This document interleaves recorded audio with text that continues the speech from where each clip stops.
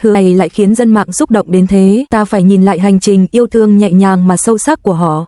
Từ lần đầu hợp tác trong bộ phim Bên nhau trọn đời phiên bản thanh xuân, Hứa Khải và Đàm Tùng Vận đã tạo nên phản ứng hóa học cực mạnh. Trên màn ảnh, họ vào vai một cặp đôi ngọt ngào, anh chàng điềm tĩnh, ít nói nhưng luôn quan tâm, và cô gái nhỏ hoạt bát, đáng yêu, tràn đầy năng lượng. Cả hai diễn xuất tự nhiên đến mức khán giả nhiều lần phải đặt câu hỏi, họ đang diễn hay đang yêu thật? Sau đó, họ tiếp tục hợp tác trong các chương trình giải trí, quảng cáo và sự kiện. Mỗi lần xuất hiện cùng nhau, ánh mắt Hứa Khải dành cho Đàm Tùng Vận đều tràn đầy sự dịu dàng, khó giấu, còn cô thì luôn nở nụ cười nhẹ, đôi mắt sáng lên mỗi khi anh nói chuyện. Tình cảm ấy dường như không cần lời khẳng định, người hâm mộ cũng cảm nhận được rằng giữa họ có một thứ gì đó thật đặc biệt. Không giống như nhiều cặp đôi khác trong showbiz thích phô diễn tình cảm, Hứa Khải và Đàm Tùng Vận lại chọn cách yêu thật bình dị. Họ không đăng ảnh đôi, không nói lời hoa mỹ nhưng lại cùng xuất hiện ở những nơi rất đời thường, cùng đi chợ đêm, cùng uống trà sữa, cùng xem phim ở rạp khuya. Một fan từng kể lại rằng cô bắt gặp Hứa Khải và Đàm Tùng Vận trong một quán ăn nhỏ ở Thành Đô. Cả hai không hề ăn mặc nổi bật, chỉ đơn giản là áo phông trắng, quần jean và mũ lưỡi chai. Họ vừa ăn vừa trò chuyện, thỉnh thoảng lại bật cười nhẹ nhàng. Hứa Khải còn kiên nhẫn gắp đồ ăn cho Đàm Tùng Vận, khiến người chứng kiến cảm thấy như đang xem một bộ phim tình cảm ngoài đời thật. Và có lẽ chính sự giản dị ấy đã khiến tình yêu của họ bền chặt hơn bao giờ hết. Theo một nguồn tin thân cận, trước khi đi đăng ký kết hôn, Hứa Khải đã chuẩn bị một buổi cầu hôn nhỏ trong căn hộ riêng ở Bắc Kinh. Không có hoa hồng dát vàng, không có pháo hoa lộng lẫy, chỉ có ánh nến, bản nhạc nhẹ và chiếc nhẫn mà anh đã đặt làm riêng từ hơn một tháng trước.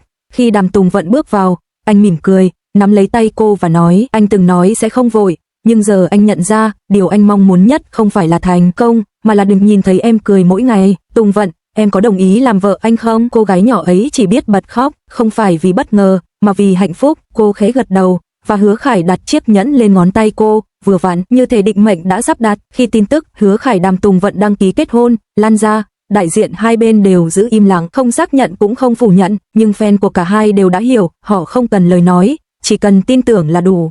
Nhiều nhãn hàng hội như ngập tràn trong sắc hồng của tình yêu. Sau nhiều năm hoạt động trong giới giải trí đầy cạnh tranh, cả hai đều hiểu rằng danh tiếng có thể đến rồi đi, nhưng người ở bên cạnh mình thật lòng thì vô cùng hiếm. Hứa Khải từng nói trong một cuộc phỏng vấn, nếu có ai đó khiến tôi cảm thấy bình yên khi ở bên, tôi sẽ không bao giờ buông tay, và có lẽ người đó chính là Đàm Tùng Vận. Cô gái có nụ cười tươi như nắng, luôn mang đến sự ấm áp cho anh trong những ngày áp lực nhất. Còn Đàm Tùng Vận, trong một buổi talk show, khi được hỏi về người đàn ông lý tưởng, cô khẽ đáp, tôi chỉ mong gặp được người khiến tôi có thể là chính mình, dù là trong phim hay ngoài đời. Giờ đây, khi cả hai đã cùng nhau ký tên lên tờ giấy chứng nhận kết hôn, có lẽ họ đã thật sự tìm thấy người đó. Tình yêu giữa Hứa Khải và Đàm Tùng Vận không ồn ào, không phô trương, nhưng lại khiến hàng triệu người tin rằng giữa thế giới đầy xô bồ này vẫn còn tồn tại thứ tình yêu thuần khiết và dịu dàng. Họ đến với nhau không phải vì danh tiếng, không phải vì chiêu trò, mà chỉ vì trái tim rung động. Họ chọn yêu thật, sống thật, và bây giờ chọn cùng nhau bước vào hành trình hôn nhân nơi có trách nhiệm, niềm tin và hạnh phúc đan xen.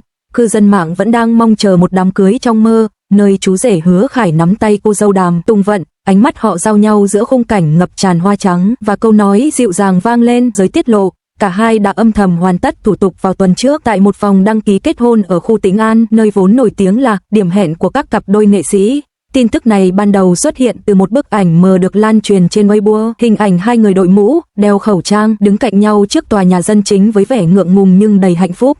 Chỉ trong vài giờ, từ khóa thăng Hứa Khải Đàm Tùng Vận đăng ký kết hôn thăng đã leo thẳng lên top một bảng xếp hạng tìm kiếm Weibo với hơn 500 triệu lượt đọc. Các trang báo điện tử đây là thật, thì hôm nay chính là ngày hạnh phúc nhất của fandom chúng tôi. Những bình luận ngập tràn cảm xúc, xen lẫn tiếng khóc, tiếng cười, những dòng chúc phúc và cả những bài viết dài kể lại hành trình tình cảm giữa họ, từ những lần hợp tác đầu tiên đến khi tình cảm nảy nở ngoài đời thực. Trước khi công khai, Hứa Khải và Đàm Tùng Vận từng nhiều lần bị bắt gặp đi ăn tối cùng nhau hay cùng xuất hiện trong một buổi tụ họp bạn bè, nhưng họ luôn giữ im lặng, khéo léo né tránh mọi câu hỏi của truyền thông. Theo một người trong đoàn phim tiết lộ, tình cảm của họ nảy sinh trong thời gian quay phim Em đẹp hơn ánh sao. Khi đó, cả hai có nhiều cảnh tình cảm sâu sắc, và chính sự ăn ý đến kỳ lạ ấy khiến mọi người trong ekip đều đồn rằng họ đang yêu thật. Một nhân viên ánh sáng chia sẻ, có những cảnh không hề có trong kịch bản, nhưng khi máy quay chưa kịp tắt, họ vẫn nhìn nhau, mỉm cười, và bàn tay của Hứa Khải vẫn nắm lấy tay Đàm Tùng Vận thật lâu. Tất cả đều rất tự nhiên, không hề diễn. Dần dần, những tin đồn về phim giả tình thật xuất hiện, song cả hai đều chọn im lặng, để thời gian trả lời thay cho họ. Và hôm nay, Lời xác nhận ấy đến rồi bằng một tờ giấy kết hôn đỏ thắm, đơn giản nhưng thiêng liêng. Theo thông tin độc quyền từ giới truyền thông, cặp đôi sẽ tổ chức lễ cưới nhỏ trên màn ảnh, giờ đây dành chọn cho một người duy nhất, và khi hai người trao nhau lời thề, khán phòng dường như lặng đi. Giọng Hứa Khải trầm ấm vang lên, anh đã từng nói rằng cưới được người mình yêu cũng giống như chiến thắng một trận chiến. Và hôm nay, anh đã chiến thắng, không phải ai khác, mà là chính bản thân anh khi dám bước đến bên em. Đàm Tùng Vận, em đồng ý làm người bạn đồng hành cùng anh suốt đời chứ? Đàm Tùng Vận nghẹn ngào, gật đầu. Giây phút đó, hàng ngàn người hâm mộ đang theo dõi trực tuyến qua livestream bật khóc. Họ không còn thấy hai diễn viên mà thấy một đôi tình nhân thật sự đã cùng nhau đi qua hành trình dài để đến cái kết viên mãn. Các nghệ sĩ trong làng giải trí lần lượt gửi lời chúc mừng. Triệu Lệ Dĩnh, Phùng Thiệu Phong, Dương Tử, Thành Nghị đều đăng bài chúc phúc hai người sinh ra để dành cho nhau. Chúc hai em mãi mãi hạnh phúc. Fan club của Hứa Khải và Đàm Tùng Vận thậm chí còn tổ chức tuần lễ chúc phúc treo banner ở khắp Thượng Hải, Bắc Kinh và Thâm Quyến. Một nhóm fan còn thuê cả tàu du lịch trên sông Hoàng Phố để tổ chức buổi ngắm pháo hoa như một món quà gửi đến thần tượng của mình. Không chỉ trong nước, báo chí quốc tế cũng vào cuộc.